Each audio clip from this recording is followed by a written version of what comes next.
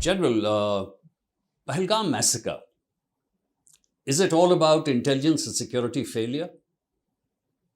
See, Yasho, when any operations happen, the entire background to it comes from intelligence. So you've been in an intelligence agency yourself, you've been in the IB, you would know it better whether it was intelligence failure or not. And you know the value of intelligence. And the value of intelligence is that if you know, then you will not allow the problem to come up. And if the problem comes up, in any case, will be referred back to the intelligence failure.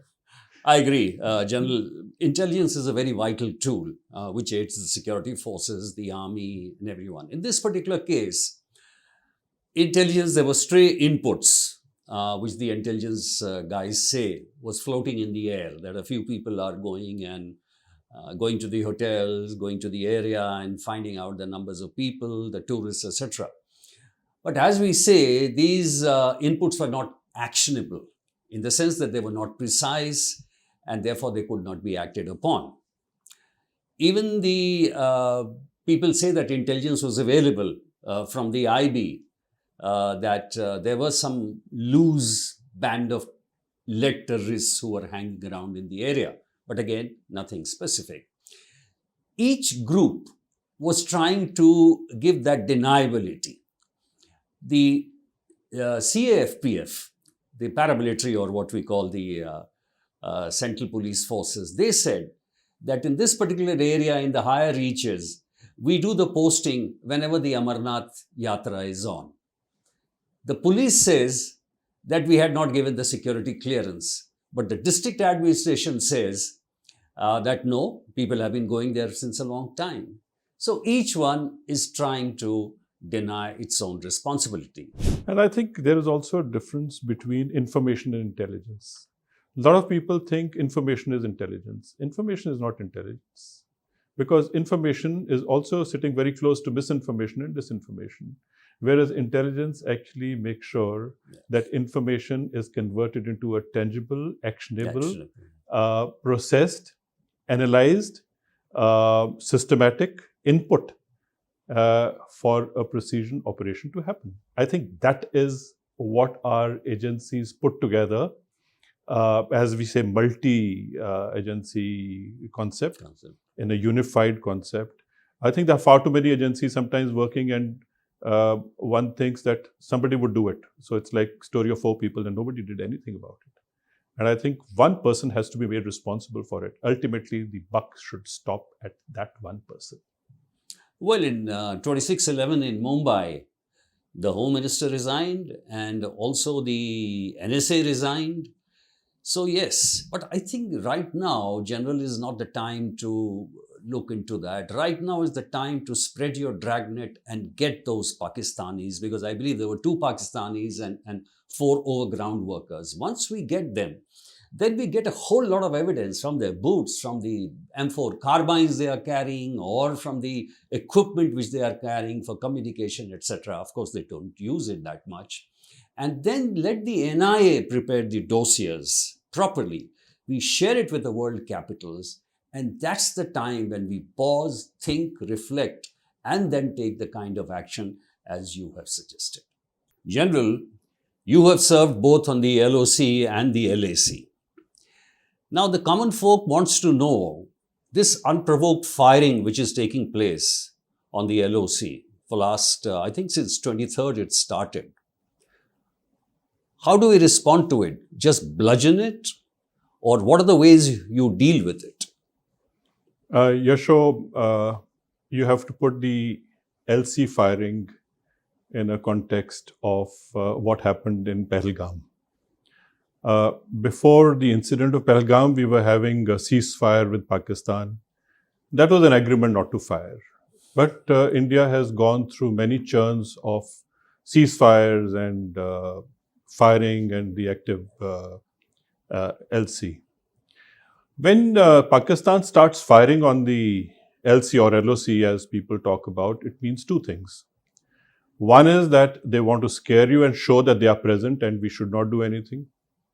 Second is that traditionally they have been firing on the line of control to aid infiltrators who, in the garb of firing the Indian troops, they think, will have the head down into the trenches and they would infiltrate.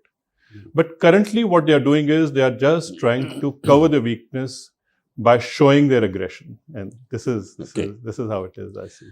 General, do you feel that this ceasefire, which is, we have since 2021, has benefited Pakistan more because they have diverted their troops on the Afghan border because of the expulsion of 1 lakh Afghans.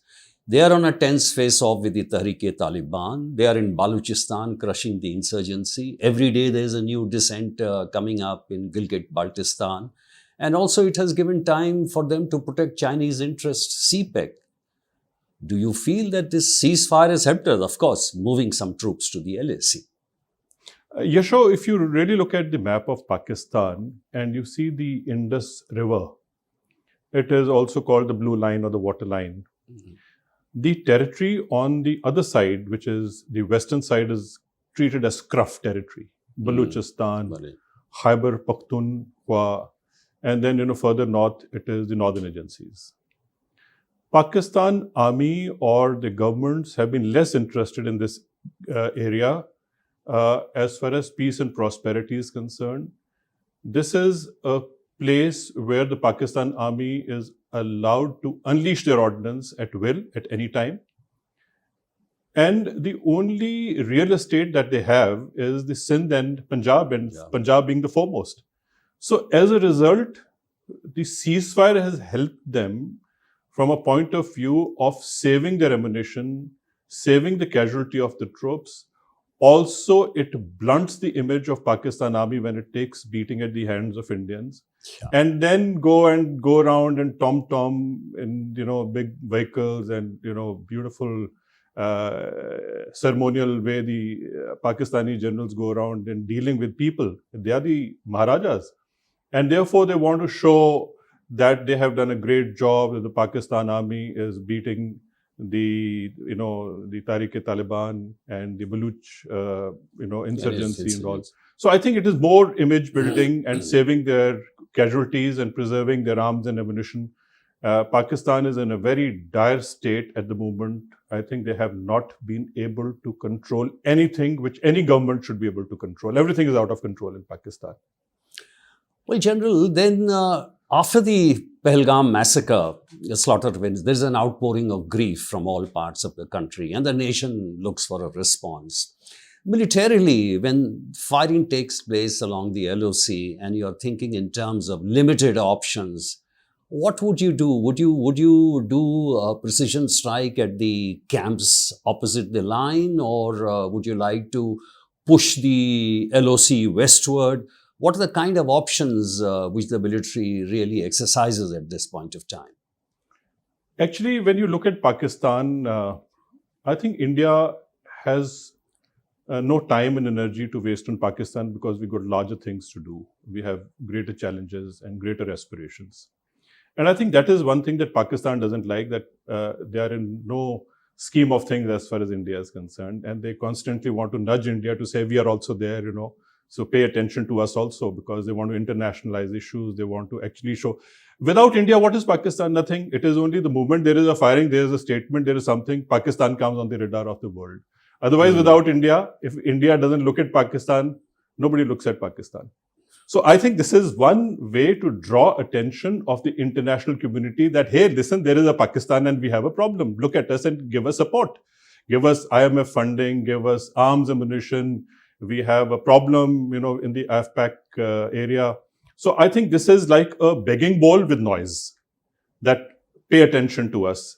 But I will also say that the whole issue of making a big, bold statements, bravado of the Pakistan Army and the generals is like, for example, the Chief of Army Staff making a statement, jugular vein, which he doesn't understand what it actually means.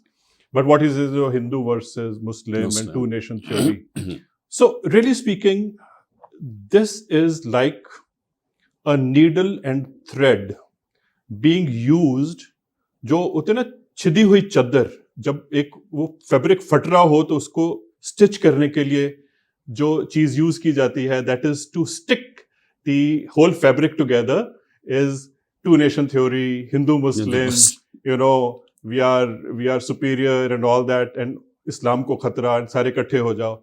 So a fabric which is being torn, and if you as India is given a responsibility to go and tear the complete cloth, which is already actually disintegrating, what would you do?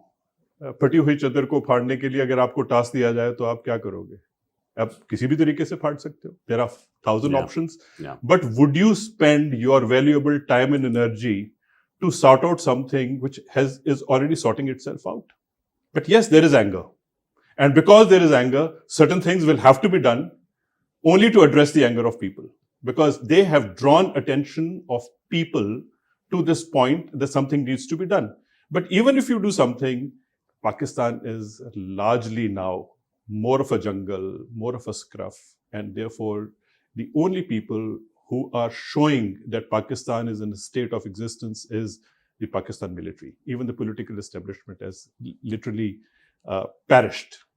They're also making some noises of existence and some semblance of governance, but actually there's nothing happening. Okay, so then what are the options you'll consider if I ask you? See, the point is that with Pakistan, if you look at how the Pakistan state today is built on, it was built on some foundation of a belief. That foundation is shaken up because that belief is inconsequential, is not in existence anymore. The current state of Pakistan is that people are not talking to one another on the basis of either he's a Baluch or a Sindhi or from the Khyber Pakhtunkhwa or somewhere else. The Punjabis are the only ones now who are holding actually whole Pakistan to ransom as their real estate, as if this is a personal Jageer. Yeah. And Pakistan has realized that there are only few people, and that to military generals, and who are all basically Punjabis, they are actually eating the cream. And most of them run away after they've done the stint. And they all understand that most of the wealth of Pakistan is not in Pakistan. It is taken away from Pakistan, which becomes the personal wealth of certain politicians or certain generals. And Pakistan is very angry, I think, as people against their own. So if something is done in Pakistan, if there is a jolt of any kind, it can be military jolt, economic jolt, jolt of, say, depriving them of water, I think will serve them equally well. But it is just that I think the sentiments got to be addressed differently and the problem got to be addressed differently. It all depends whether you want to address the sentiments or you want to address the problem. So, kinetic action or not? Well, kinetic action should be there. Kinetic action has to be actually aimed at those people who are the ones who are creating a problem. And there are very few people that you can count on one hand who are creating a problem. And some of them are in uniform and some of them are not in uniform. And I think just throwing bombs on people who are as it is suffering is another matter. I mean, yeah, there will be a large number of casualties. But the point is there are handlers of terrorists, there are handlers of infiltrators, there are handlers of, various tanzeems. I think those people are a handful of them. And Yasho, you belong to a core of, operators who understands this very well, how to sort out. Let me ask you the last question, General. In this Pahalgam case, has the threshold of violence been crossed? Yes, the threshold of violence has been crossed. It has been designed in a manner that to separate people of one religion, and not only separating them, but the way they were separated. Asking them to remove their trousers, asking them to read kalmas, not allowing their families to be part of this, rather than they were separated out to witness all this. So I think it was designed in a manner to provoke a very hard response from India, which would in a way help Pakistan to bring India into a conflict which was currently out of conflict because there are many global opportunities which were coming to India. This is not the right time for Pakistan to look at India growing in peace, prosperity, and in a very opportunistic manner, India was looking at the whole world. I think it is to steal all the opportunities from India, draw India into a conflict. So to draw India into a conflict, they had to do something which was designed in a manner that it provokes anger and retaliation. Thank you.